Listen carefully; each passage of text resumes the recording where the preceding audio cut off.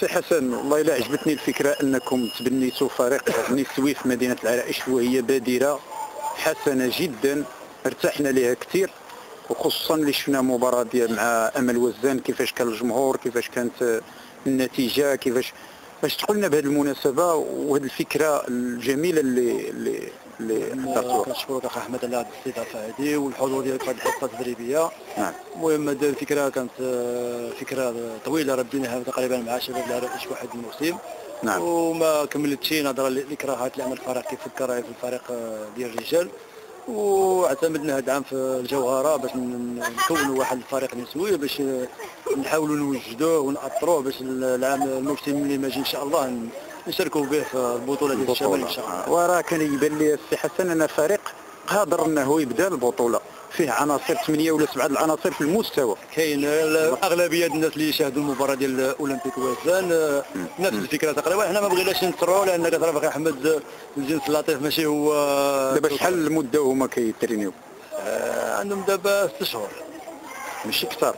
لا خلي كان تدريب اوليه ديال 4 6 8 ولكن كان مجموعه عندهم واحد 6 شهور باش تغامر بواحد الفرقه مثلا في البطوله. حنا ما بغيناش نحرقوا المراحل وما نحرقوهمش حتى هم.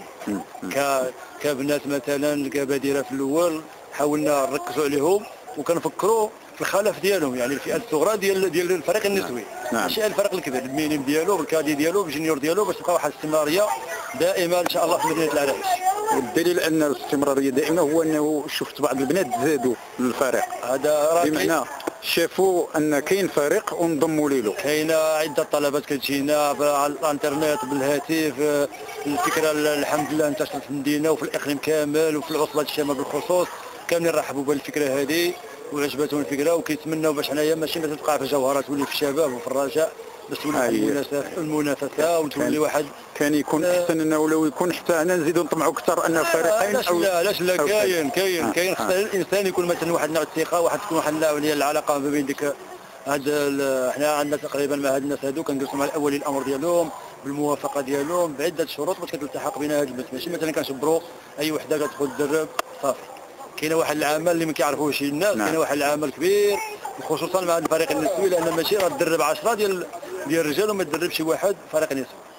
واش كاين المقومات ديال التدريب السي حسن مثلا بالنسبه للبنات؟ كتختلف شويه على بالنسبه للرجل خصوصا في اللياقه البدنيه. اما بالناحيه ديال التكتيك ولا التكنيك تقريبا الفوتبول واحد كاين، ولكن بالنسبه للياقه البدنيه كتختلف من الحصه مثلا بالتوقيت ديالها بالقوه ديالها على الرجال. مستقبلا سمعت انه كاين مباراه الاناث مع المغرب التطواني، اخترتوا هذه المدرسه الكبيره علاش؟ كاين جبت المغرب التطواني كاين. انا نقول لك اخي احمد لحد الساعه توصلنا تقريبا 7 ديال الطلبات ديال الفراقي من المغرب اللي كيمارسوا في القسم الوطني الاول والثاني، لانهم مثلا المجهودات ديالكم في الانترنت خدمت واحد الدور، الناس تعرفوا لا فقط علاش وشاهدوا ديك الفيديو. الناس كاملين باغيين كسيدي قصب كالجيش الملكي كاين فراقي في بن صالح، هادو فراقي اللي عندهم التاريخ ديالهم كبير وباغيين يجيو يلعبوا مع فريق الجوهره. حنا عندنا واحد البرنامج في اقرب الاجال يكون اما مع المغرب التطواني ولا سيدي قاسم، هذا اللي مبرمج حاليا.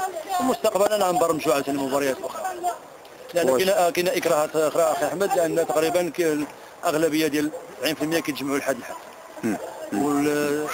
الايام الاخرى لان كاين الدراسه وكاين العمل والملعب انت كتشوف كاين الفرق كيدربوا فيه. حنا كنضطروا في الحصه ديالنا نجيبوا 4 ولا 5 وشحال ما عندهم الوقت كندخلوهم مع البنات باش يبقاو مثلا في واحد اللياقه البدنيه ديالهم ويستعدوا مزيان. بالنسبه للايام الرسميه واش السبت والحد؟ لا كاين الحد. هنا اضطرينا هذا السبت لان غدا مسافرين مع الجوهره الذكور لطنجه، اضطرينا ندربوهم اليوم باش يبقى الحد خاوي ان شاء الله. وشكرا سي حسن. ما كاين حتى مشكل وشكرا اخي احمد على هذا العمل اللي كتقوم